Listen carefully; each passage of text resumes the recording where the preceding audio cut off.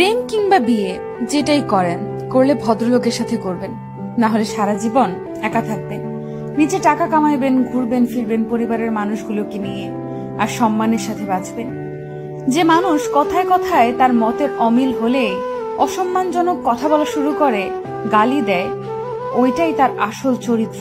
এমন মানুষগুলো খুবই ভয়ানক। যাদের মধ্যে নম্রতা ভদ্রতা আছে, সে গালাগালি করে না বা অসম্মানজনক কথাবার্তা বলে না। এমন মানুষগুলোকে ছাড় দিয়ে যত চলবেন, ভালোবাসা দেখাতে যাবেন, নিজের লস। এরা আপনাকে মানসিক রোগী বানানো ছাড়া কিছুই দিতে পারবে না। এমন সম্পর্ক থেকে যত তাড়াতাড়ি সম্ভব বের হয়ে আসা উচিত। কেউ কারো জন্য মরে না। জীবন নষ্ট করার জন্য একজন অযোগ্য লোককে নিজের জীবনে জায়গা দেওয়াই যথেষ্ট। বারবার নিজের অসম্মান হজম করে নিজেকে না মেরে একেবারে এমন অসুস্থ সম্পর্ক শেষ করে নিজেকে মুক্তি দিয়ে দেখেন, আপনার জীবনে উন্নতি হবেই। একজন সাপোর্টিভ সঙ্গী পাওয়া ভাগ্যের ব্যাপার। যে মানুষের মাঝে ভদ্রতা আছে, তারা তাদের দায়িত্ববোধ সম্পর্কে জানে। তারা অন্যের জীবন নিজের নিয়ন্ত্রণে আনার জন্য মরিয়া হয় না। আমি আমার পরিচিত এমন অনেক মানুষ চিনি যারা জীবনে অনেক ভালো কিছু করতে পারত, কিন্তু তাদের জীবন নষ্ট করে দিয়েছে তাদের জীবন সঙ্গী। আবার এমন অনেক মানুষ দেখেছি যারা জেনে শুনে ভুল মানুষের প্রতি ইমোশনাল হয়ে নিজের ক্ষতি ডেকে আনছে। ভালোবাসলে আগে নিজেকে ভালোবাসা উচিত, এরপর অন্য কেউ। ভালোবাসা যদি ভালো থাকাই কেড়ে নেয়, এমন ভালোবাসা দিয়ে কি করবেন? মানুষ চোখের জলের মূল্য ততদিন বোঝে না যতদিন না সেটা তার নিজ চোখ দিয়ে বের হয়। ভালোবাসার সবচেয়ে কষ্টের মুহূর্ত হলো পুরনো স্মৃতিগুলোকে ভুলে থাকা। এই কেমন কষ্ট! না কাউকে দেখানো যায়, না কাউকে বলা যায়, না শুয়ে থাকা যায়, না ভুলে থাকা যায়, না ফেলে দেওয়া যায়। শুধু প্রত্যেকটা সেকেন্ড বুকের ভেতর অনুভব করা যায়। এর নামে কি ভালোবাসার কষ্ট? কখনোই প্রিয় মানুষের কাছে নিজের দুর্বলতা প্রকাশ করবেন না। যদি আপনি প্রকাশ করেন, তখন সে আপনার দুর্বল জায়গায় আঘাত করবে। কখনোই কাউকে বেশি আপন ভাবাটা ঠিক নয়, কেননা কিছু সময় পরে সেই ব্যক্তিটি পর হয়ে যায়। কাউকে বেশি ভালোবাসতে যাবেন না, কেননা যাকে আপনি সবচেয়ে বেশি ভালোবাসবেন, সেই মানুষটি আপনার কষ্টের কারণ হয়ে দাঁড়াবে।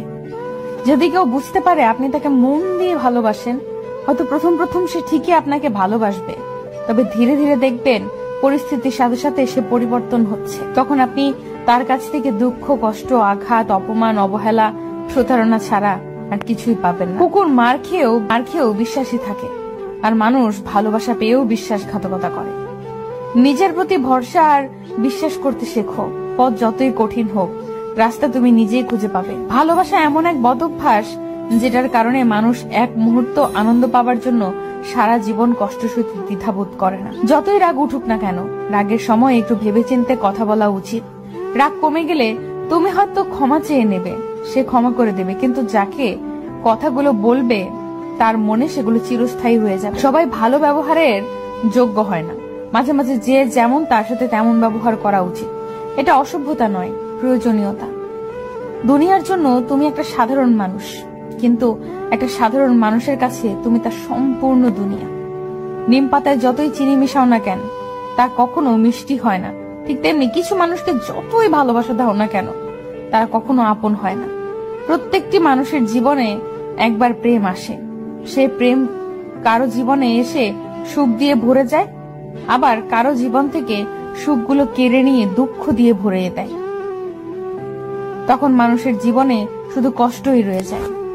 যদি ভাগ্যক্রমে তোমাকে পেয়ে যাই, তাহলে তুমি হবে আমার সবচেয়ে বড় উপহার। একটা বাস্তব কথা কি জানেন? আমাদের পছন্দের মানুষগুলো কখনোই আমাদের হয় না, কখনোই না। পৃথিবীতে সত্যিকারের মানুষ চেনা বর্তমানে দুঃসাধ্য এক ব্যাপার হয়ে দাঁড়িয়েছে। হাজার মানুষের ভিড়ের মাঝে থেকেও বোঝা যায় না কে সত্যিকারের শুভাকাঙ্ক্ষী আর কে মুখোশধারী। অন্যকে ঠকিয়ে নিজেকে সুখী ভাবতে পারো, কিন্তু জীবন তোমাকে কখনো সুখী থাকতে দিবে না। প্রথম প্রথম সবাই পাশে থাকতে চায়, পরবর্তীতে পরিস্থিতি অনুযায়ী সবাই বদলে যায়। যে আপনাকে চায় না, আপনারও তাকে চাওয়া উচিত না, তাতে অবহেলা দ্বিগুণ বাড়ে।